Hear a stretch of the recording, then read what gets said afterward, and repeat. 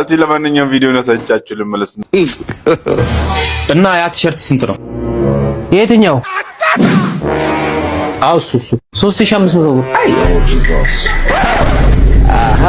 ያ ነገር ምንድነው? ካሜራ ነው። ይሰራል? አዎ በደንብ ይሰራል። ክፍላችሁ ላይ እናንተን ለመሰለል ካሜራ ተደብቆ ከሆነ በተጨማሪም ደግሞ ሆቴል ሲይዙ ሆቴላችሁ ላይ ምናልባት አንዳንድ ተንኮለኛ ሰዎች እናንተ የያዛችሁበት ሆቴል ክፍል ላይ ብዙ ካሜራ የሚደብቁ እናንተ የማይታዩአችሁ ባይን የማይታዩ ካሜራዎችን ይደብቃሉ። ስለዚህ አፕሊኬሽን እያንዳንዱን ነገር መንጥሮ ስለሚያወጣላችሁ ከስልካችሁ ዳውንሎድ አድርጋችሁ ልታስቀምጡት ይገባል። እንዴት ዳውንሎድ እንደምታደርጉት ላሳያችሁ።